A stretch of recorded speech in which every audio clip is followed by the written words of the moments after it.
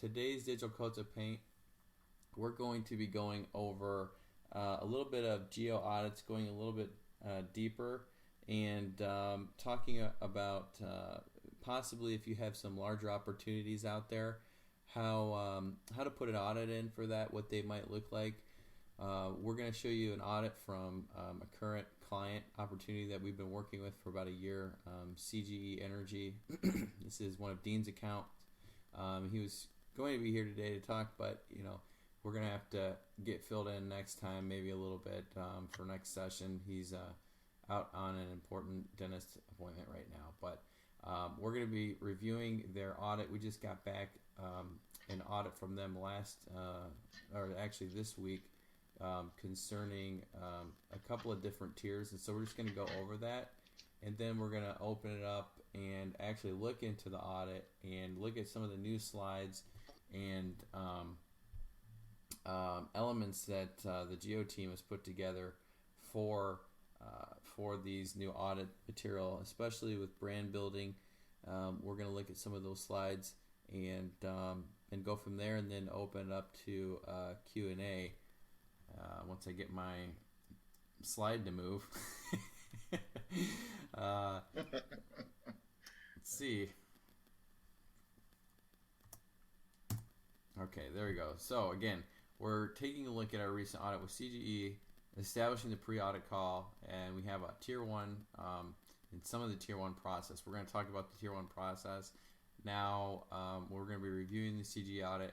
With some of this is a mixture of tier 1 and tier 2 with the different products. So we are going to look at those and look at the different slides that are in there. Talk a little bit about social management and targeted email that they put in there, and then again, questions and answers and comments at the end.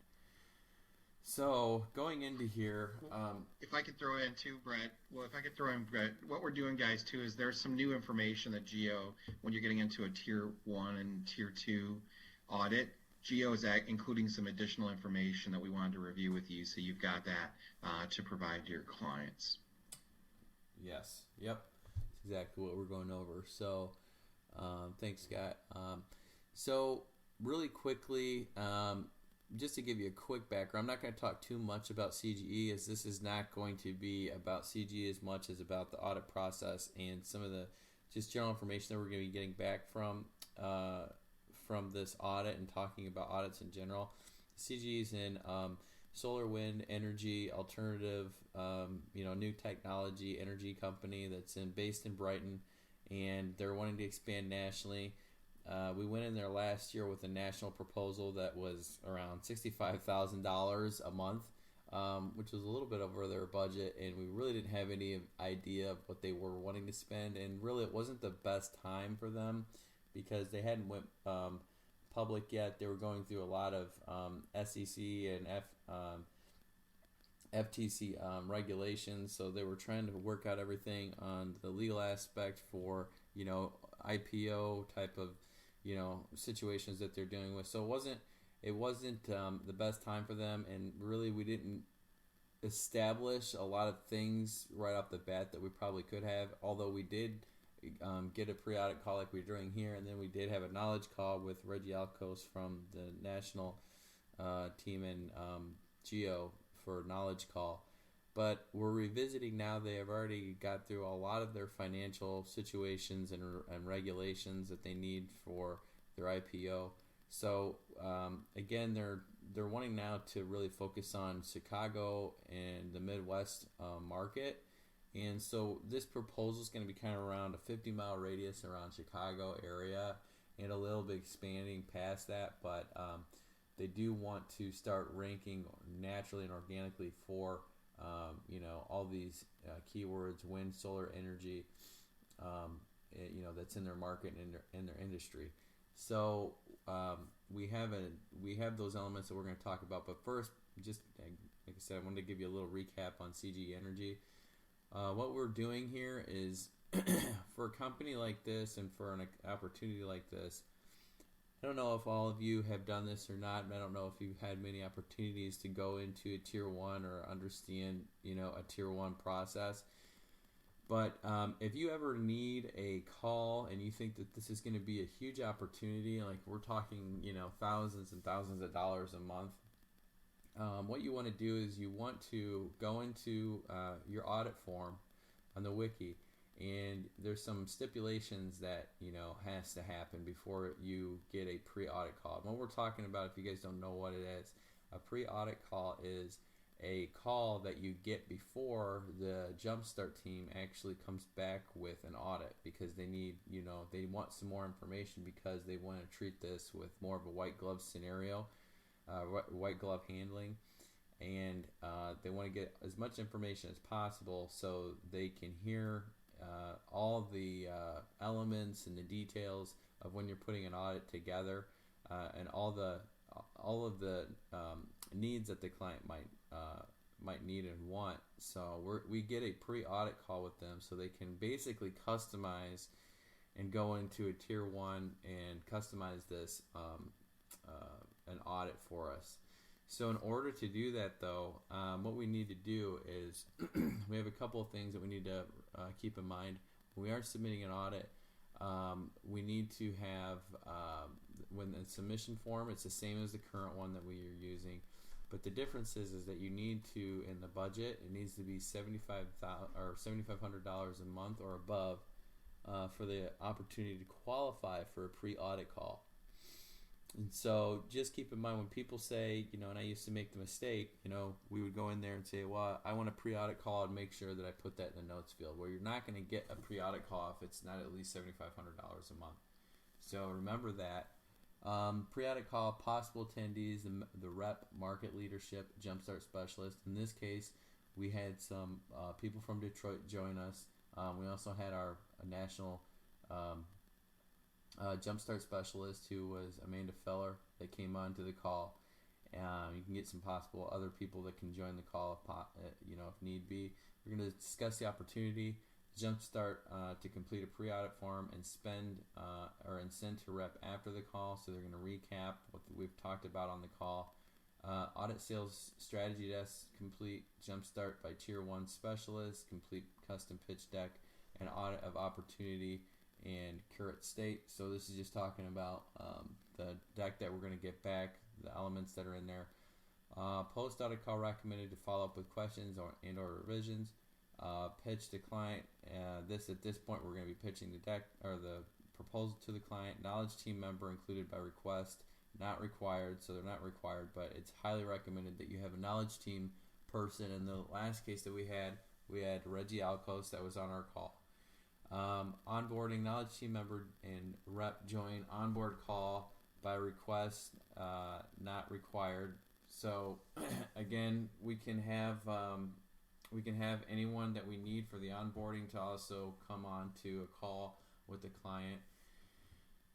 Tier 1 in market support, knowledge team members will have the ability to be in market, in-person support, so they can actually fly someone out here and Reggie was willing to do that if we needed another presentation.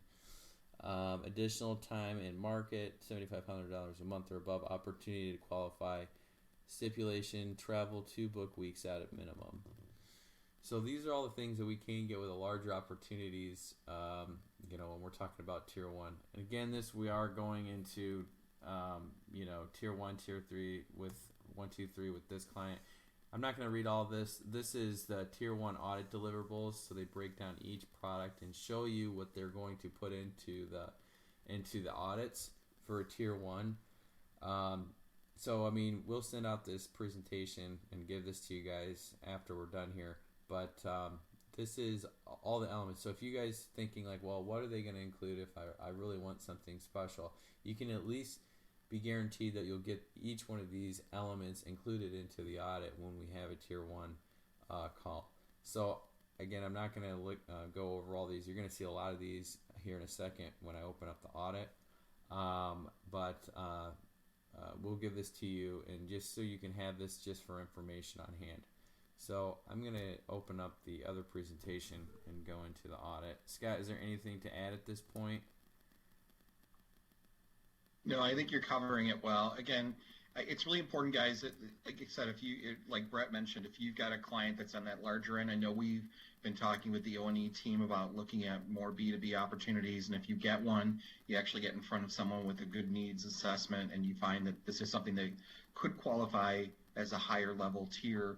That pre-audit call is very, very important. It's really going to help establish, what you're going to come back to that customer with, and really what kind of audit you're going to get back from Geo. So really important to have that element.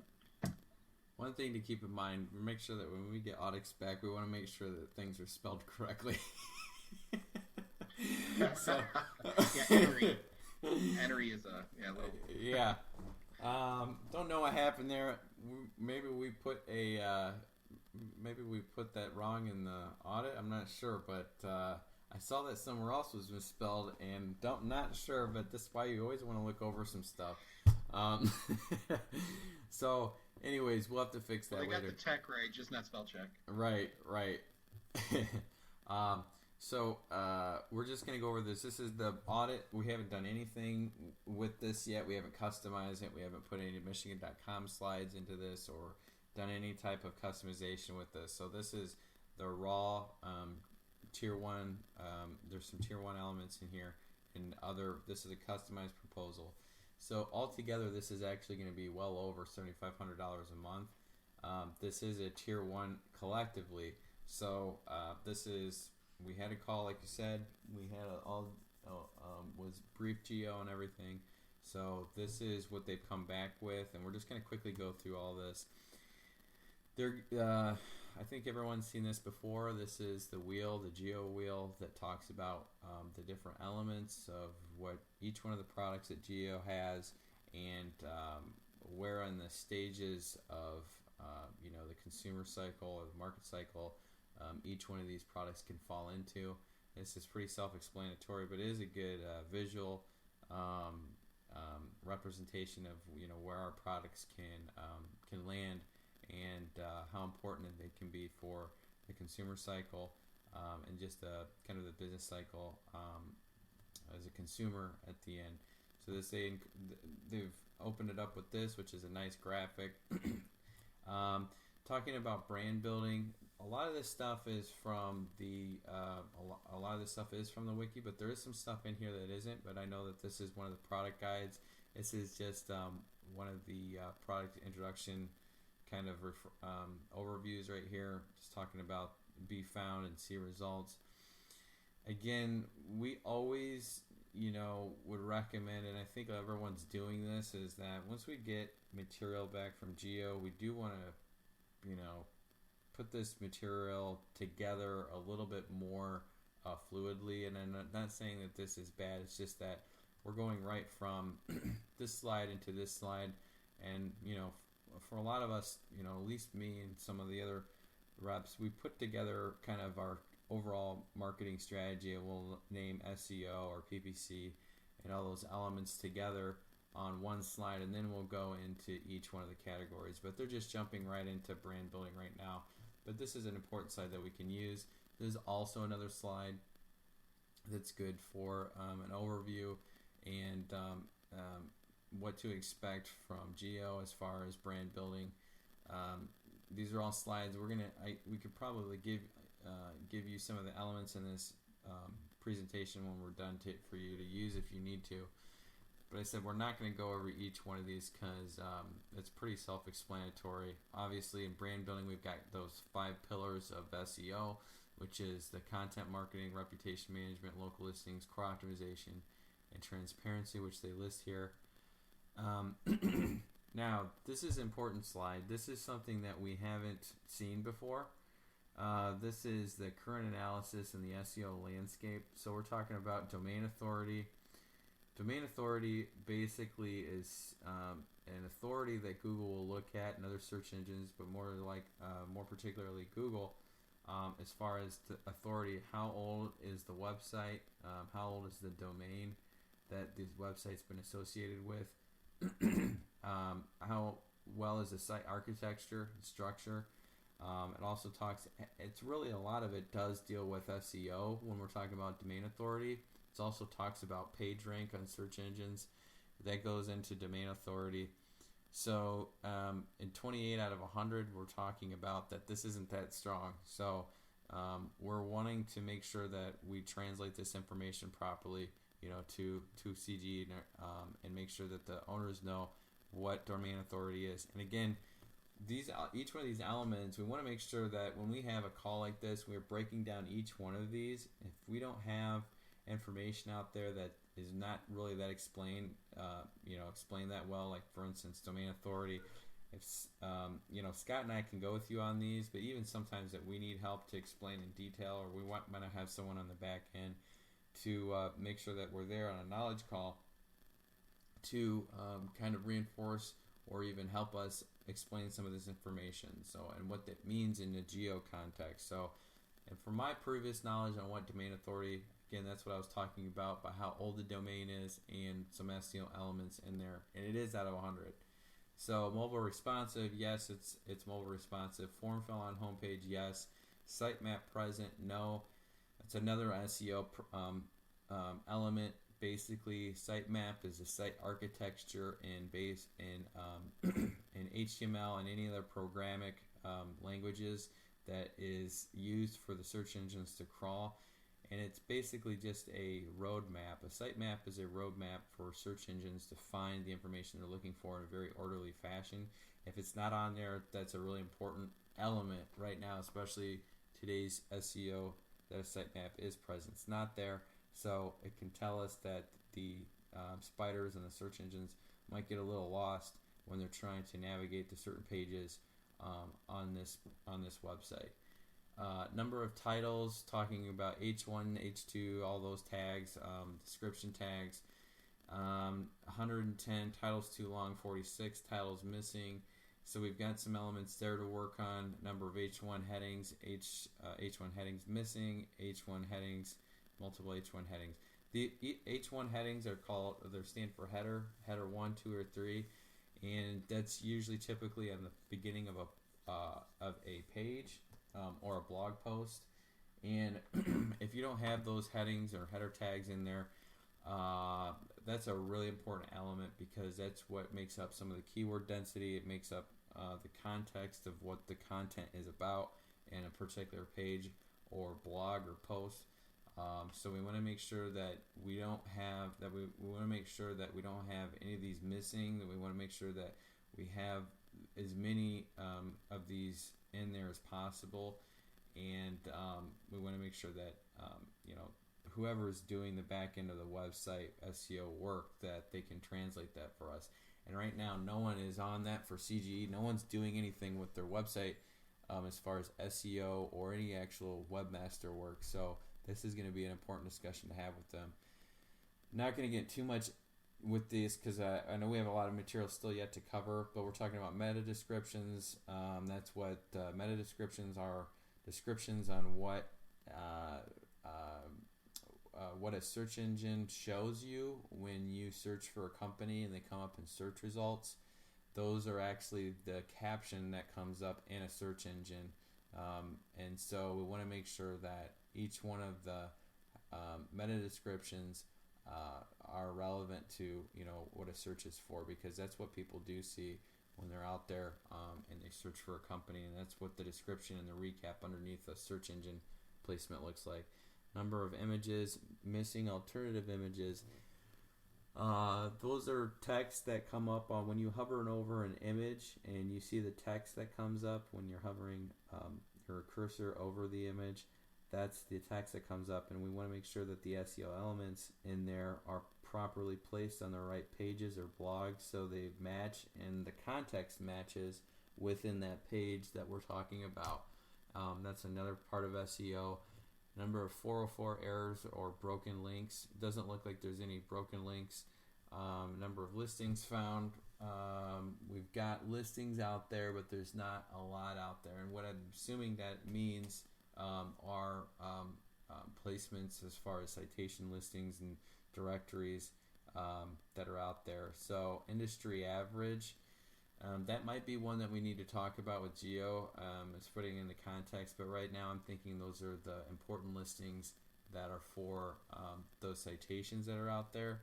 but that's one thing that I'd probably like to talk with Gio about. Percentage of accurate listings, 0%. Industry average is 15. Number of reviews found, 0. Industry average is 3.19. Average review score, 4.1. So this column right here with the industry average and listings and reviews, it's a little bit, I'd like to talk to Gio a little bit more on maybe what that means exactly. That's why it's good to have a knowledge call, when you have some of this information, because I have an idea of what it means, but Gio also has the context of what they build out their solutions and their definitions of what their stuff means. So we want to make sure that we're on the same page. Scott, is there anything to add at this point? Scott? No, I really I think the industry average part on the right where it says client details and industry average, that's really powerful. I think that's really, when you're talking about your message with your proposal with your client, that's really powerful information right there. I mean, average review score 0 out of an industry average of 4.1, that says a lot right there. So number of reviews found 0 out of an industry average of 3.19. So I think those are the numbers. This is kind of a nice slide because it is a true analysis, and I don't think we've really ever had that before in our geo audits. So. Yep, it's good, and I think, remember, they're coming in the context of the energy industry. So even though that this looks, and like Scott said, it's really important, I would like to get a little bit more information about this particular element right there and listings and reviews, just to make sure that I'm on the same page with everything. But I think that I understand everything that's out there. Again, I don't like to assume and speculate if I don't know the answer to that. So I am going to reach out to Gio for that and see what some of that actually means. Does that mean that, and a number of industry average that they only have 11 or almost 12 listings for the energy sector? So I would like to have that, because the people that we're going in with are extremely smart, intelligent, and we want to make sure that we're prepared and that we go in there with the right information. Evolution of SEO, it talks about where we came from. Back in 2008, when I was really heavy in the SEO, we had article marketing. I did a lot of article marketing. We did a lot of blogging. We did a lot of backlinking. We did a lot of other elements that are still relative today, but we're having a lot of other things coming out as far as podcasting, video, blogging, content. We're having a lot of the social signals that are coming around now, and a lot of it's now, Taylor, it's with topics instead of just keywords. The algorithms and the AI that are in the algorithms are getting,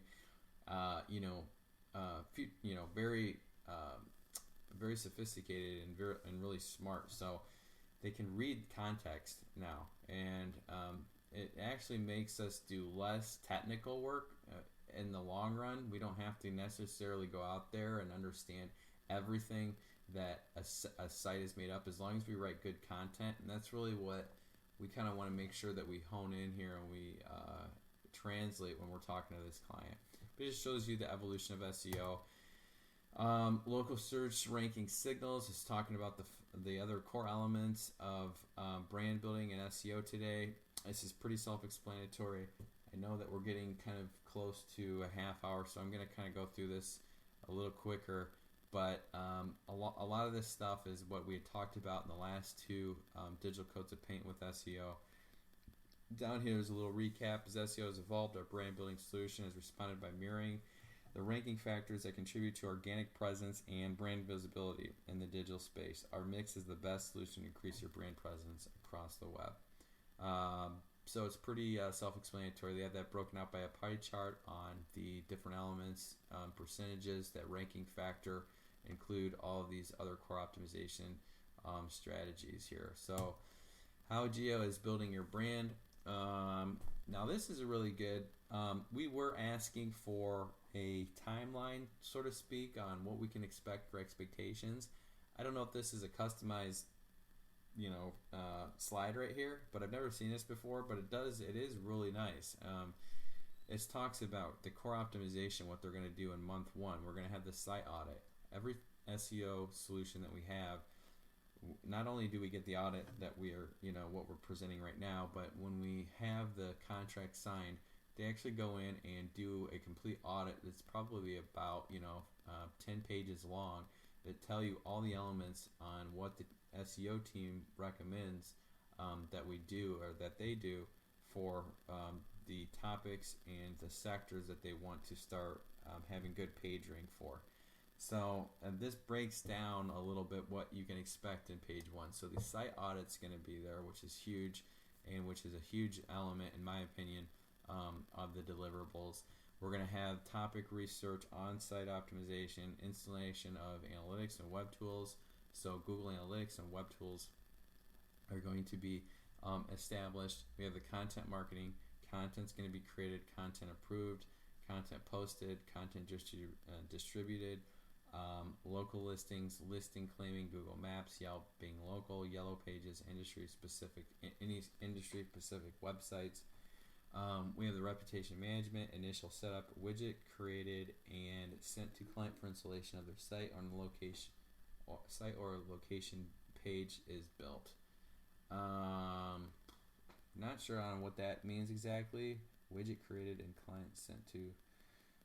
Sounds like there might be something, some type of widget that they're talking about that's created and sent to client for installation. So we're gonna have some type of a widget created on their website. I'm gonna get some more information on that. That sounds interesting. But this, that's probably another element of the brand building that is a new feature. So all this is going to be done in month 1. So, and you can see the 4 elements up there. It's core optimization, content marketing, local listings, reputation management, all for your brand presence. So that's really good. Scott, anything else you want to add on this slide here? No, I think that widget is interesting. We'll have to find out a little bit more and share that with you guys once we know more. Yeah, not sure. It definitely sounds interesting for citation or reputation management. Let's see. That was how they're building your brand. How's your building your brand for Tier 3, month 2 and beyond? Again, it talks about all the other stuff that they're doing here for month 2 and beyond. So it's a really good, it just breaks everything down on as far as those important pillars of SEO that they're going to be distributing and dispersing all this content and creating the listings, having core optimization, and again, the reputation management elements that are there. Brand building strategy, the geo difference talks. This is another expectations or kind of a chart that shows what we're going to be doing in the evolution of the deliverables that are beginning that we're going to be expected to receive. Talking about organic traffic, our goal is to increase your organic traffic in months 3 to 6, followed by steady traffic, accounting for seasonality and other market changes throughout the life of the campaign. Visibility score, based on our experience, you should expect to see a gradual increase of your brand's visibility score in the first 3 to 4 months, possibly a small spike in months 5 to 7, and a steady increase thereafter, peaking at 80 to 90%. So that's a lot of that's a pretty high expectation that they're putting out there. So we're talking about months 10 to 12 and beyond. That you can see by that chart that they're expected to have their visibility and page rank on search engines to be increasing by that much. So that's a really powerful chart there. Review generation and average star ratings are talking about citation review ratings. Successful generations of online reviews and ratings will vary in pacing and quality and is dependent on such things as your business category and the level of engagement of those you serve. Average star rating or reviews is dependent upon each individual business, customer service, and customer experience. GeoDigital can track this in metric but cannot directly influence it. Actual campaign performance is impacted by many factors and individual results may vary. So just talking about the citations and the local optimization listings that are going to be happening here. This is another important chart and just shows a visual representation of what they're going to be doing. Again, I'm sorry I'm not trying to get into too much detail because we are getting over time a little bit here. Brand building Tier 3 package. they recommended the Tier 3 package here because we are in 50 miles around Chicago, so we have Tier 4, Tier 3, and 2 and 1. So this is kind of the step before the last. But what we can expect to do is increase in customer awareness and make it easier for your ideal audience to discover your brand. We have up to 5 product service topics, 1 to 3 locations, core optimization. Again, it goes through all the deliverables here, but this really spells it out in detail. Topic research, on-site optimizations, content marketing, 1 on-site monthly blog post, 1 monthly visual content. What we're thinking that visual content is, and we're going to have to talk to them, is kind of an infographic or some type of a chart or some type of a I'm assuming it's going to be an infographic or something of that nature that's going to be talking about whatever topic that they're choosing to talk about on that page or blog post. So that's going to be important. That's really powerful for SEO, having those out there. Local listings talks all this again. Reputation management, review collection, review solicitation from new customers, review monitoring, up to 9 review responses. And so we're thinking that the review responses are going to be the management taking care of some of those responses. Again, that's another thing that we're going to look into before we actually meet with this client, make sure that we're on page. And we're actually going to get another call to talk to Amanda Feller about all those elements and make sure that we're just on the same page. And it's always good to do that too if you're having a larger client and you don't necessarily know what's going on here with some of these elements. Reporting alerts and ongoing support, dedicated specialist reporting dashboard. Now this just talks about search advertising, PPC. A lot of these is that what you've seen before, talks about the difference between the proxy site, landing page or proxy site, real reporting dashboard. We're just listing all the features that we're getting here. It's pretty self-explanatory.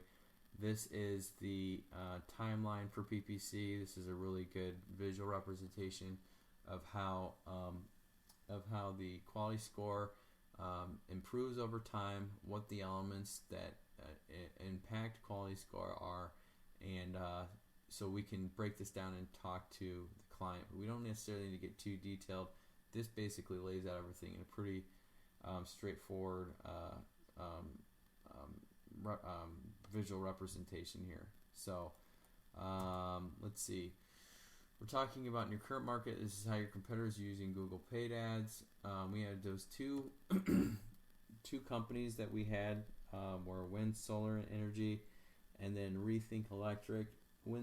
Earth, Wind, and Solar Energy had some good SEO presence, but they didn't have that PPC presence that we were looking for the competitive nature. Rethink Electric did, and then Joule Energy does. So it's just breaking out the competitors there. We've all seen this before.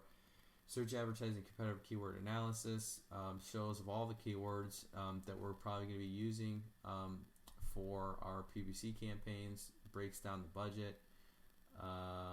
Based on our past experience with clients in your industry, the average cost per click should be around $191 to $731.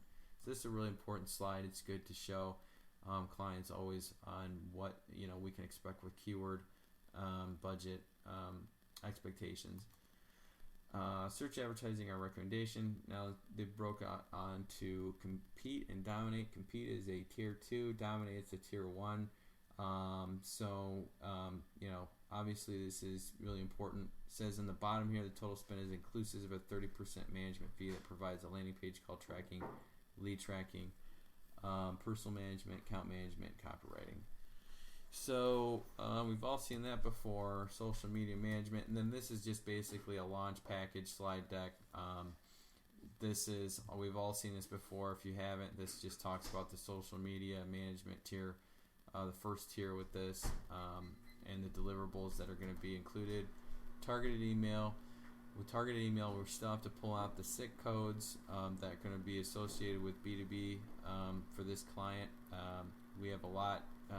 That itself is probably going to take another call. That's the one thing that they're definitely interested in.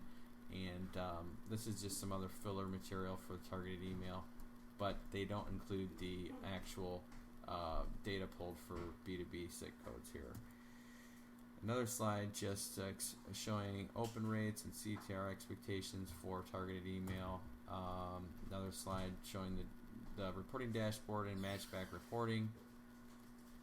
And then the expectation graph chart for targeted email. And then one dashboard talks. This is basically all the dashboards. This is at the end of the deck that we're talking about. Shows all the expectations that we can have with our reporting dashboards. And then next steps for your customized solution. Basically gives out a layout of what the team will be doing, the phases that are going to be including, and basically just a timeline of deliverables and what we can expect. And then this is our breakdown that they're going to be receiving. So this is definitely in a tier 1, even if it is the competitive pricing there. And so the expectations slide, then we have the case studies, the 2 case studies at the end. And so I know I kind of blew through that a lot at the end, but I wanted to make sure that we're kind of going on time. I know we're getting a little bit over here. Scott, is there anything else that we want to include, or any other people on the call that are asking anything or commenting? No, there's been no questions asked. We're at about 8:41 right now, so I think we can wrap up whatever we're through this, and then any questions, of course, we're always open. You guys can email us or approach us in the office, of course. Be happy, but yeah. Okay. Nothing so far. All right. Well, if anybody has any questions or comments or anything, Dean, we'll probably revisit this. We'll keep everyone updated on what's going on with this accountant opportunity, because it is a very big opportunity. But we'll probably actually come back and show you guys how to break down SIC codes for B2B. That's the one thing our client definitely wants, is targeted email. We already have a pretty much tentative schedule planned for them for 6 emails throughout the year for blast and resends. And so we definitely want to talk to them about that and bring that up in this deck too. So if anyone doesn't have any other questions or comments, anybody have any comments on how to understand tier 1 proposals, pre-audit calls, any of those questions?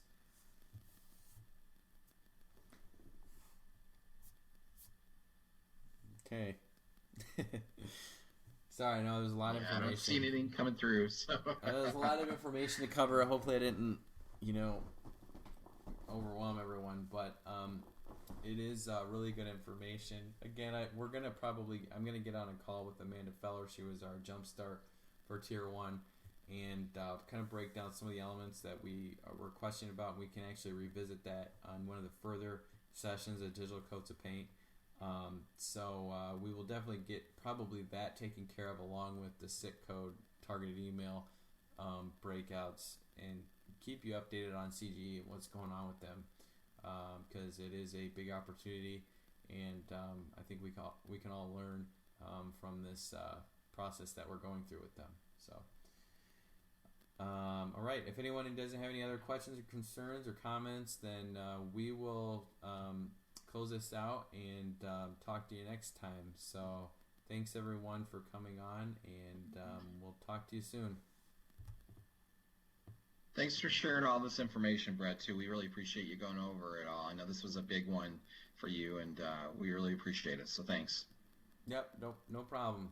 Again, you can reach out to Scott and I if you have any other opportunities like this or similar opportunities, and if you do need to get a discussion with a Jumpstart specialist for a higher opportunity, I highly recommend it, and they'll give you better audits coming back, and won't just be cookie cutter versions of what you're receiving. So okay, with that being said, thanks everyone for joining, and we'll talk to you soon.